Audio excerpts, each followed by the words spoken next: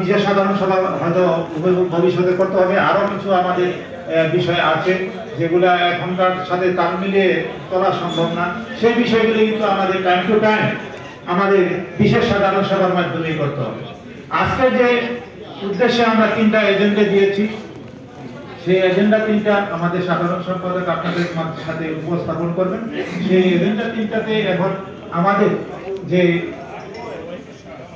সদস্য সংখ্যা যখন বাড়ে তার সাথে কিন্তু সমস্যাও হয়। তো কিছু কিছু আমাদের সদস্য অসদস্য ব্যবসায়ী অব্যবসায়ী মিলে কিন্তু এই সমিতিকে বিভিন্ন প্রভাবে প্রশ্নবিদ্ধ করার চেষ্টা করছে। তারা সমিতিতে আসতে চান এবং বিভিন্ন কায়দায় সুযোগ সুবিধা গ্রহণ করতে চান এবং বিভিন্ন ভাবে মন্ত্রণালয়ে এক্সপোর্ট প্রমোশনগুলোতে সবাই জায়গায় অভিযোগ, মিথ্যা অভিযোগ দিয়ে আপনাদেরকে যারা রেগুলার ব্যবসা করতেছেন তাদেরকে কিন্তু যার ব্যবসা নাই তার ক্ষতির কোনো সম্ভাবনা নাই, আর যার ব্যবসা আছে তার ক্ষতিরও সম্ভাবনা থাকে। তো এই অভিযোগের মাধ্যমে এই সেক্টরকে প্রশ্নবিদ্ধ করার জন্য, আপনাদেরকে কিন্তু ব্যবসাকে ক্ষতি করার জন্য তারা একটা গ্রুপ কিন্তু উঠে পড়ে লেগেছে। সেই বিষয়ে আপনাদেরকে কিন্তু সজাগ থাকতে হবে। তো আপনাদেরকে আমরা টাইম টু টাইম এই বিষয়গুলো জানাবো এবং বিরক্ত করব। আপনাদের মূল্যবান সময় দিয়ে আমাদেরকে যারা কার্যনির্বাহী কমিটি আছি, আপনাদের প্রতিনিধি হিসাবে আছি, আমরা কিন্তু সেই বিষয়ে আপনাদেরকে সময়ে সময়ে অবহিত করব। সেই বিষয়ে আপনাদেরকে সর্বাঙ্গীন সহযোগিতা করা দরকার।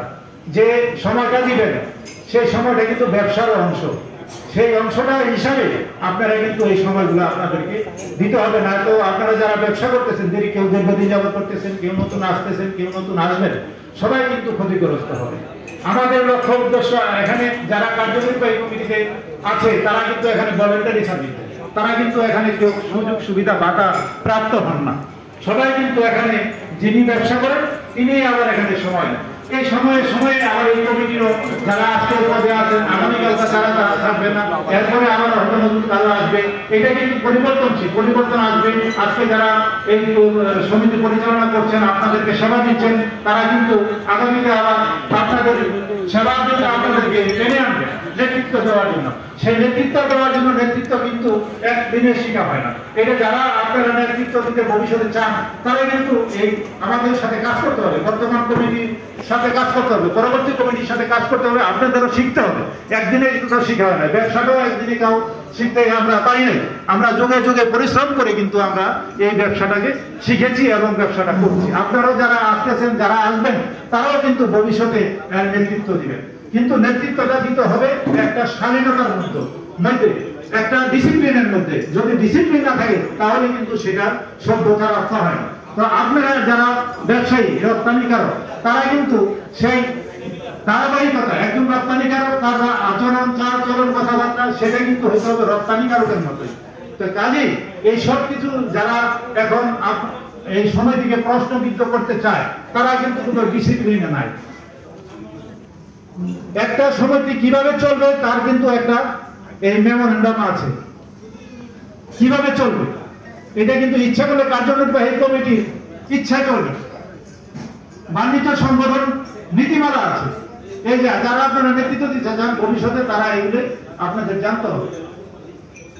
এই বাণিজ্য সংগঠন নীতিমালায় চলে এবং সমিতির একটা নীতিমালা আছে, সেই নীতিমালা কিন্তু চলে। কার্যনির্বাহী কমিটি ইচ্ছা করলে সবকিছু করতে পারবে।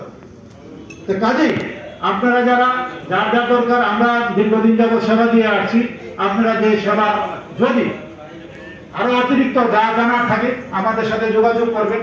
কোনো সুবিধা অসুবিধা হলে আমাদেরকে